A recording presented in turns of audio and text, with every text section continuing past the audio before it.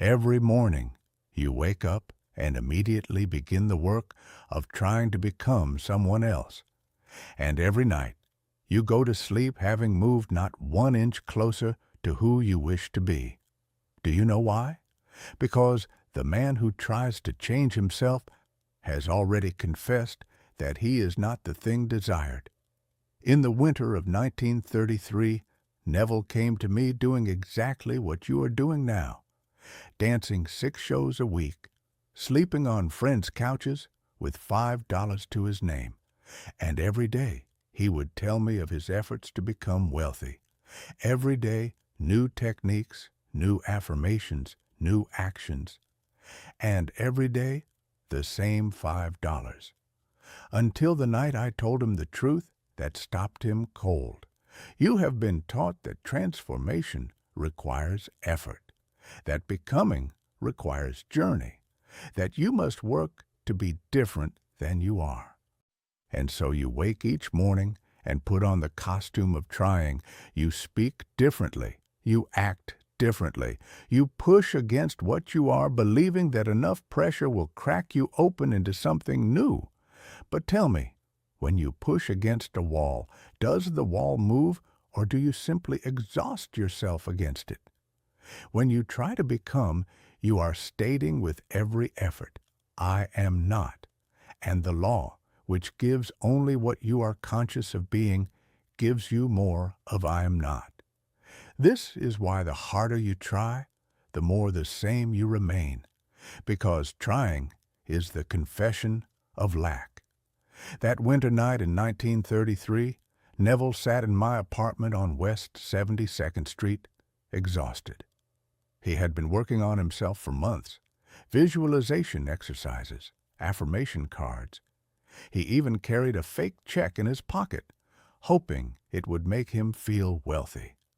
But he was still sleeping on couches, still counting pennies for the subway. Abdullah, he said, I'm doing everything. Why isn't it working?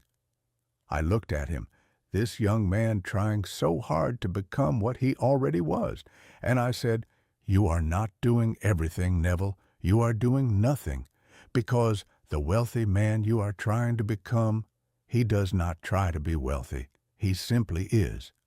That was the night I taught him what I will teach you now. Here is the law that governs all transformation. You do not become by trying, you become by being. Neville called this the law of assumption, not the law of effort, not the law of journey, the law of assumption. To assume is to accept completely that you already are the thing desired, not that you will be, not that you are becoming, that you are. Listen carefully. When you truly assume a state, there is no trying involved. The wealthy man does not try to be wealthy. He simply moves through his day conscious of his wealth. The loved person does not try to be loved. They simply exist in the knowing of being loved. The trying itself is what keeps you outside the state. This is why Neville wrote, Assumption, though false, if persisted in, will harden into fact. Not effort, though intense. Not trying, though sincere. Assumption. When I told Neville he was already in Barbados, when I slammed that door in his face, I was not being cruel. I was showing him that there is no journey between who you think you are and who you wish to be. There is only the decision to stop traveling and start being. Here is what no one has told you. Trying and being cannot exist in the same moment. They are mutually exclusive states of consciousness. When you say I am trying to be confident, you are actually saying I am not confident. When you say I am working on abundance, you are saying I lack abundance. The trying mind is forever outside the thing it seeks, looking at it, reaching for it, but never entering it. That night with Neville, I asked him, When you go to sleep tonight, are you trying to sleep or are you sleeping? He said, I'm sleeping. I said, Exactly. And when you are wealthy, Will you be trying to be wealthy, or will you simply be wealthy? Stop trying. Start assuming. The door is not locked. You are simply pushing when you should be entering. You believe you must destroy who you are to become who you wish to be. This is the great lie. You do not need to kill the old man. You need to stop feeding him your attention. When Neville finally went to Barbados, he did not destroy the Neville who had never been there. He simply stopped giving that version of himself any reality. He assumed I am in Barbados so completely that the outer world had no choice but to conform. Every time you try to change, you are actually reinforcing what you're trying to change by giving it your resistance. What you fight, you feed. What you assume, you become. Here's the secret within the secret. The you that you wish to become already exists. Not in the future, now. In this moment, there is a version of you that is already everything you desire to be. You are not creating this version, you are selecting it. When I taught Neville, I did not teach him to build a new self. I taught him to select from the infinite states of consciousness available to him in every moment. The wealthy Neville, the traveled Neville, the successful Neville, all already there, waiting to be assumed.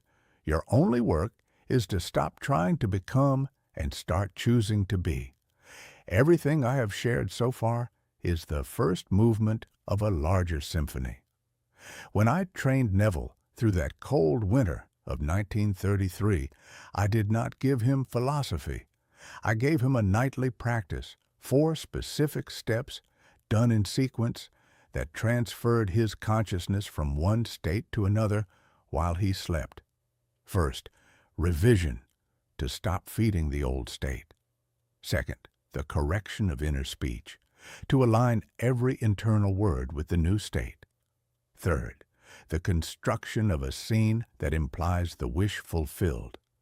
And fourth, entering sleep inside that scene so the transfer happens in the depth of consciousness where change is instant. This is what I call the transfer. Not a technique you perform, an identity you accept. I have prepared 7 nights of precise instruction, walking you through each layer of this sequence exactly as I taught it to Neville. Comment the word reset below, not as a request, but as a declaration that you are ready to stop trying and start transferring. The guide will come to you. Tonight, before you sleep, you will practice the first principle of transfer. Here is what you will do. As you enter the state akin to sleep, that drowsy, floating state where the conscious mind releases its grip, you will assume the feeling of being the person you have been trying to become, not the feeling of becoming them, the feeling of being them. If you have been trying to become confident, feel now the quiet certainty that needs no validation. If you have been trying to become wealthy, you feel now the casual ease of one who has always had more than enough.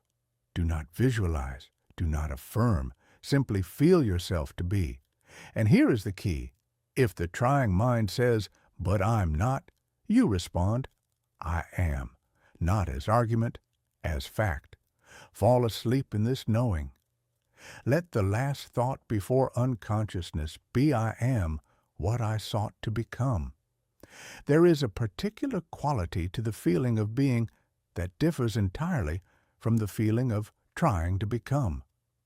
When you try to become confident, there is effort, there is reaching, there is the sense of moving toward something outside yourself. When you are confident, there is stillness, there is rest, there is the quiet knowing that needs no proof. Tonight, you will discover this difference, not through more effort, but through the gentle acceptance of what you already are. Do you understand why I slammed the door on Neville that day when he came to me speaking of wanting to go to Barbados? Because there was no wanting involved. He was already there. The physical facts, the appearance of being in New York, the lack of money for passage, these were simply the old state persisting in his experience because he had not yet fully accepted the new one. The moment he stopped trying to get to Barbados and started being in Barbados, the bridge of incidents appeared. The job offer, the paid passage, the family invitation. These did not create his journey to Barbados. His assumption of being in Barbados created these incidents as the natural unfolding of what was already true in consciousness. This is how the law works. You do not manipulate circumstances to create states. You accept states, and circumstances rearrange themselves to match what you have accepted as true. Your entire relationship with change has been backwards. You have been trying to change your circumstances in order to feel different.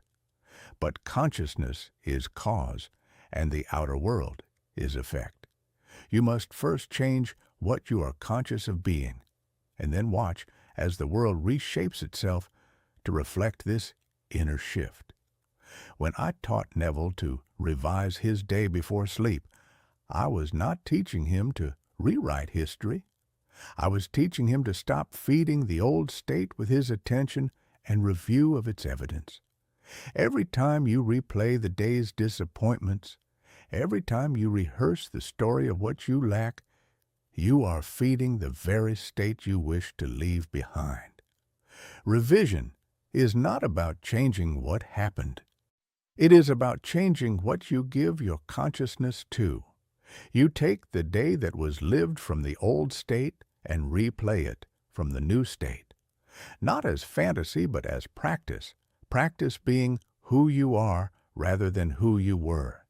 Your inner speech is creating your outer world with every word. When you say, "I am trying to be successful," you are not moving toward success. You are crystallizing the experience of one who tries but has not attained. When you say, "I hope things get better," you are not improving your circumstances. You are maintaining the state of one who needs things to be better. I taught Neville to catch his inner speech and correct it immediately, not to positive affirmations, but to simple statements of fact from the new state. Not "I will be wealthy," but "I am wealthy." Not "I want to be loved," but "I am loved." The inner conversations that spring from these statements are conversations that a wealthy person has, that a loved person has. Speak only from the state you wish to inhabit, and you will soon find yourself inhabiting it. When you construct a scene that implies your wish fulfilled, you are not trying to convince the universe of anything. You are selecting from infinite possible experiences the one you choose to make real. The scene itself is not important. What is important is the feeling of naturalness that comes from inhabiting the scene fully. If you wish to be successful, do not create a scene of becoming successful. Create a scene of being successful.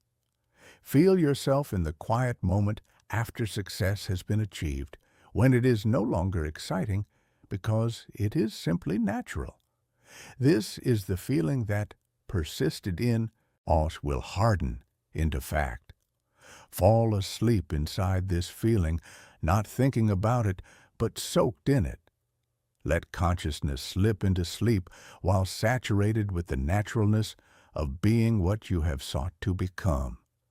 The transfer happens in sleep because sleep is the state in which the conscious mind's objections cannot interfere. In deep sleep, there is only consciousness and the state you have accepted as true. Here, in the depth of being, change is instant and complete. Every moment you have spent trying has not been wasted. It has brought you here, to this moment, where you finally understand. The journey was always an illusion. The distance between who you are and who you wish to be is not measured in time or effort. It is measured in assumption. Your delays, your failures, your endless trying, they were not obstacles. They were preparation for this moment when you would finally stop pushing against the door and realize you are already inside. Tomorrow, you will wake up. And in that first moment of consciousness, before the trying mind activates, you will remember, I am. Not I am becoming. Not I am trying. I am. This is the secret I gave Neville. This is the secret I give you now. Next, I will show you why feeling is not enough, why you can feel yourself to be something new and still wake up unchanged. There is a second law, hidden within the first, that Neville discovered only after 3 years of practice. The law of identical harvest. Master this, and change becomes irreversible.